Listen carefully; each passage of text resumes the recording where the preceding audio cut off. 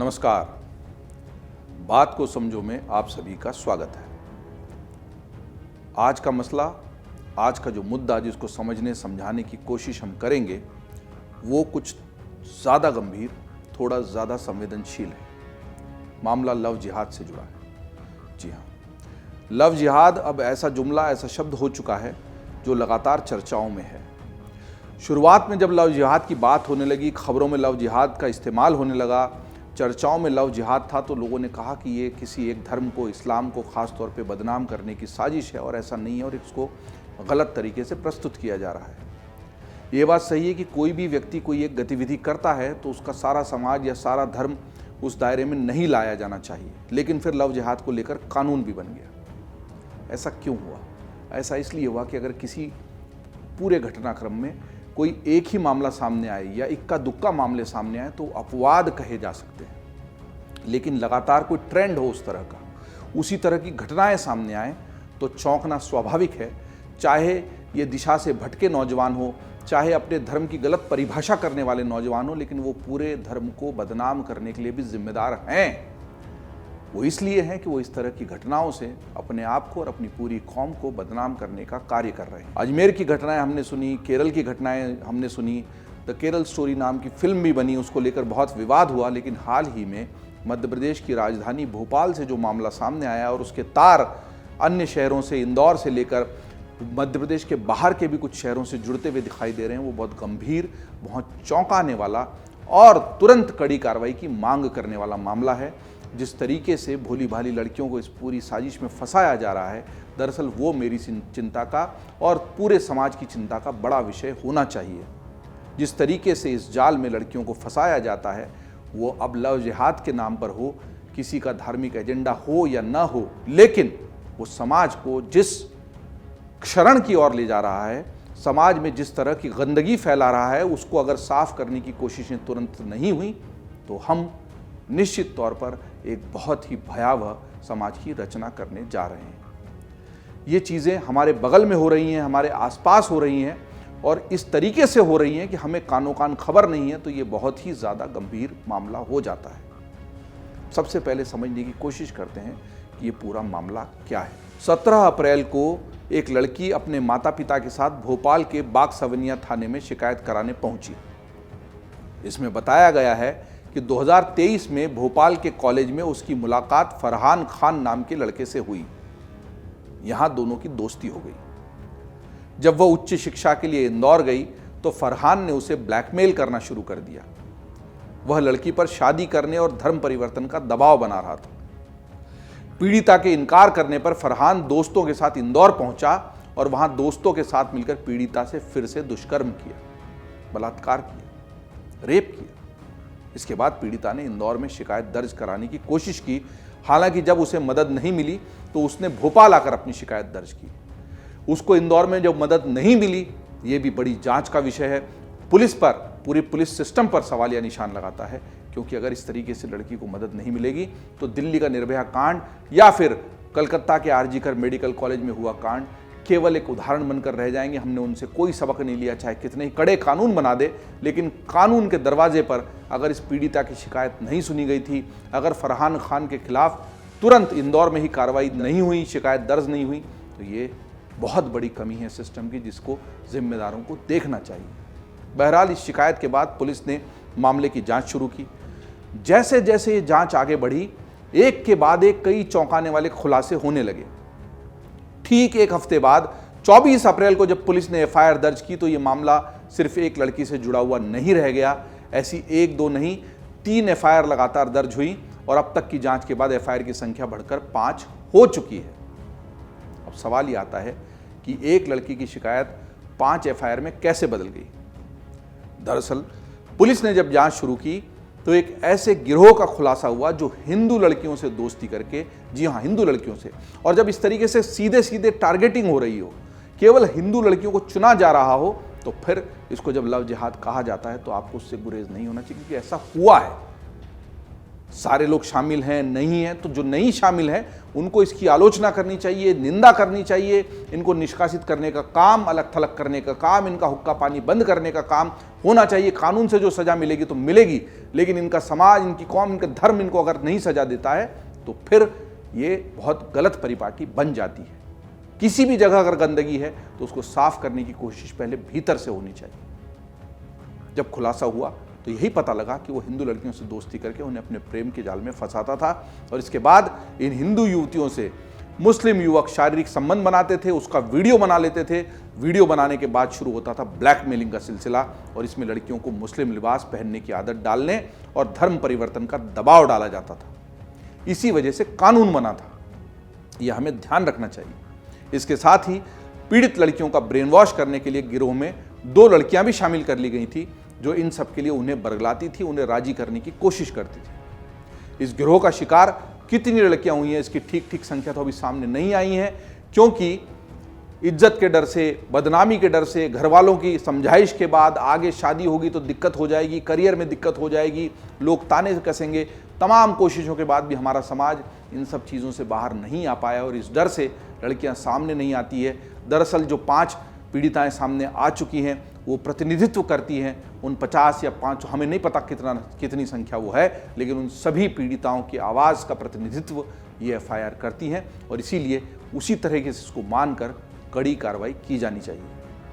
अब ये भी जान लेते हैं कि कैसे एक एक करके 5 मामलों तक पुलिस पहुंची। पहला मामला, जिस पीड़िता ने सबसे पहले शिकायत की उसकी मुख्य आरोपी फरहान खान से मुलाकात 2023 में हुई थी, जिसकी आप बीती हम आपको शुरुआत में ही बता चुके हैं।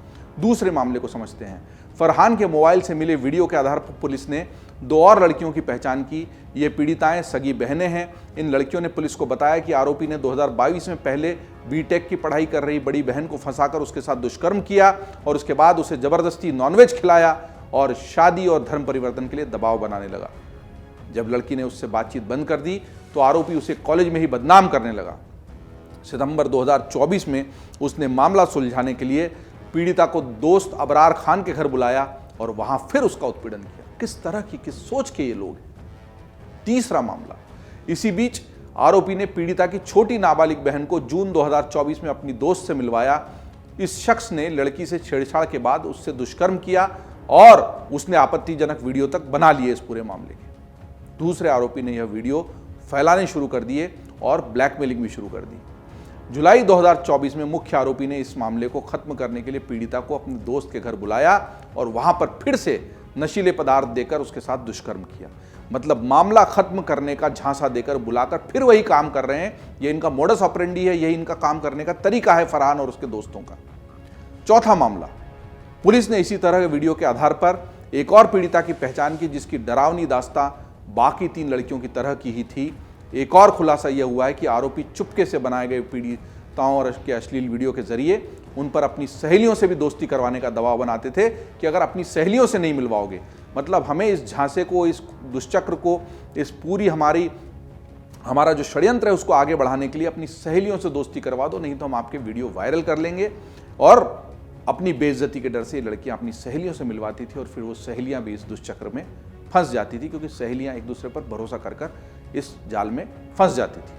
पांचवा मामला, 29 अप्रैल की रात बाग सेवनिया थाने पहुंचकर 5वीं पीड़िता ने फरहान सहित अन्य आरोपियों के खिलाफ दुष्कर्म, ब्लैकमेलिंग और धर्म स्वतंत्रता अधिनियम की धाराओं में प्रकरण दर्ज कराया। फरहान के गिरोह ने उसे भी प्रेम जाल में फंसाया, फिर दुष्कर्म करके वीडियो बनाया और ब्लैकमेल किया। और पुलिस को अब इन लड़कियों की तलाश है जो इस गिरोह के चंगुल में फंसी थी। उनको सामने आना चाहिए, अपनी FIR दर्ज कराना चाहिए। 5 तो इसलिए आ गई कि तार से तार जुड़े और इन 5 मामलों तक पुलिस FIR के माध्यम से पहुंच सकी। लेकिन ये केवल FIR बनकर नहीं रह जाए, कागज में दर्ज न रह जाए, त्वरित तत्काल कड़ी कार्रवाई होगी तो इस तरह का काम करने की कोशिश और जो लोग कर रहे होंगे उन्हें सबक मिलेगा। ये भी जान लेना जरूरी कि ये सब कब से चल रहा था। मुख्य आरोपी फरहान अप्रैल 2022 से यह गिरोह चला रहा था। आरोपी ने कॉलेज में छात्राओं को प्रेमजाल में फंसाकर दुष्कर्म, ब्लैकमेल और यौन शोषण करने की पूरी चेन तैयार कर ली थी, पूरी श्रृंखला बना ली थी। और इस गिरोह के आरोपियों द्वारा जितनी भी युवतियों का शारीरिक शोषण किया गया है, सभी के वीडियो फरहान तक पहुंचाए जाते थे। पूरा गिरोह था, सब मिलकर ये काम करते थे और वीडियो एक जगह इकट्ठे किए जाते ताकि ब्लैकमेलिंग किया जा सके। अब ये जानना जरूरी कि इस पूरे मामले में कौन कौन लोग शामिल हैं और कितने आरोपी हैं। इस मामले में अब तक जिन आरोपियों की पहचान की गई उनमें मुख्य आरोपी फरहान खान, इसके साथ साहिल, शाजी उर्फ शमशुद्दीन, अबरार और नबील शामिल हैं। एक अन्य आरोपी की पहचान उजागर नहीं हुई है। मुख्य आरोपी फरहान इसका मास्टरमाइंड बताया जा रहा है। भोपाल के ऐशबाग का रहने वाला फरहान एक निजी कॉलेज से MBA कर रहा है। पढ़ाई के साथ साथ वह सेकेंड हैंड कारों को खरीदने बेचने का धंधा भी चला रहा था। दूसरा आरोपी साहिल मध्य प्रदेश के ही पन्ना जिले का रहने वाला है। उसके ऊपर लड़कियों को डांस क्लास के जरिए बरगलाने और दुष्कर्म के बाद धमकाने और धर्म परिवर्तन के लिए दबाव बनाने का आरोप है। मतलब डांस क्लास चलाता था और इस डांस क्लास में भी केवल हिंदू लड़कियों को ही एडमिशन दी जाती थी ताकि उनको शिकार बनाया जा सके। पुलिस ने साहिल को भी गिरफ्तार कर लिया है। तीसरे आरोपी उर्फ शाजी उर्फ शमशुद्दीन की अशोका गार्डन क्षेत्र में भोपाल में दुकान है। गाड़ी बेचने के दौरान फरहान उसका दोस्त बन गया था। वह फरहान के कहने पर कई युवतियों को अनजान युवकों के बताए कमरे पर छोड़कर आया है। मामले के खुलासे के वक्त वह जेल में था। चौथा आरोपी अबरार पश्चिम बंगाल के कोलकाता के रहने वाला है। मतलब देखिए कहां तक तार इस मामले के फैले हुए हैं। पुलिस उसकी खोज के लिए अलग अलग शहरों में दबिश दे रही है। पांचवा आरोपी नबिल बिहार का रहने वाला है। उसकी तलाश के लिए भी पुलिस की एक टीम रवाना कर दी गई है। दोनों युवतियों से दुष्कर्म तो करते ही थे दोनों जो आरोपी थे वो, लेकिन वे अन्य आरोपियों द्वारा बनाई गई शिकार युवतियों के वीडियो भी मांगते थे। ऐसा वे क्यों करते थे? पुलिस ये पता लगाने की कोशिश कर रही कि इन वीडियोस के जरिए वो कोई और कमाई करते थे, कुछ और तरीके से ब्लैकमेलिंग करते थे। क्या पूरा मामला था ये? एक और व्यक्ति को पन्ना से पकड़ा गया है। उसकी पहचान उजागर नहीं की गई है। बताया गया है कि वह भी भोपाल में पूर्व छात्र था और लड़कियों को फंसाने वाले गिरोह का हिस्सा है। इनके अलावा फरहान और साहिल की मुस्लिम प्रेमिकाओं और ढाबा संचालक से भी पुलिस ने जांच के घेरे में लिया है। मतलब जो मुस्लिम प्रेमिकाएं थी जो हिंदू लड़कियों को फंसाने की कोशिश करती थी, और एक ढाबा संचालक का नाम भी सामने आया है, उनको भी पुलिस ने जांच के दायरे में लिया है। यह भी सवाल जरूरी है कि ढाबा संचालक पर शक क्यों किया जा रहा है। दरअसल फरहान हिंदू युवतियों को चाय नाश्ते के बहाने कॉलेज से कुछ दूरी पर ही एक स्थित ढाबा जो था वहां पर ले जाता था। यह ढाबा मुस्लिम समाज के एक व्यक्ति का ही है। उसके पीछे फार्म हाउस की तरह खुला स्थान, बैठने और आराम करने की व्यवस्था थी। यहीं पर गिरोह के सभी आरोपी मिलकर साजिश रचते थे। फार्म हाउस में मुख्य आरोपी फरहान कई युवतियों को अलग अलग दिनों में लेकर जाता था। आरोपियों से पूछताछ में पता चला है कि ढाबा संचालक आरोपियों को हिंदू युवतियों पर खर्च करने के लिए पैसे देता था, अपने रेस्टोरेंट से सामान देता था और इतना ही नहीं, इन्हें साजिश रचने के लिए घंटों बैठने का स्थान भी मुहैया कराता था। पुलिस को शक है कि उस ढाबे का संचालक फरहान के जरिए लव जिहाद गिरोह को फंडिंग करता था। हालांकि उसका लिंक किसी बड़े गिरोह से है या नहीं है, कोई बाहर से फंडिंग होती थी या नहीं, इसका पता लगाने के लिए भी पुलिस अब ढाबा संचालक से पूछताछ करने की तैयारी में है। हालांकि ढाबा बंद होने के बाद से इसका संचालक भूमिगत है, फरार है। जिन 2 लड़कियों का नाम इस गिरोह में शामिल होने की बात आ रही है, दरअसल वो लड़कियां कौन है ये भी हमारे लिए जानना और बात को समझना जरूरी है। गिरोह की 2 मुस्लिम लड़कियां हिंदू लड़कियों का ब्रेन वॉश करती थीं। ये दोनों मामले के आरोपी फरहान और साहिल की महिला मित्र हैं। ये एक एजेंट की तरह काम कर रही थी। इनका काम लड़कियों को बहला फुसलाकर बड़े सपने दिखाना था। वे सपनों को पाने के लिए फरहान और साहिल से दोस्ती करना जरूरी बताती थी। इनमें से एक को फरहान पहले अपनी बहन बताता था, अब वह उसकी प्रेमिका बताई जा रही है।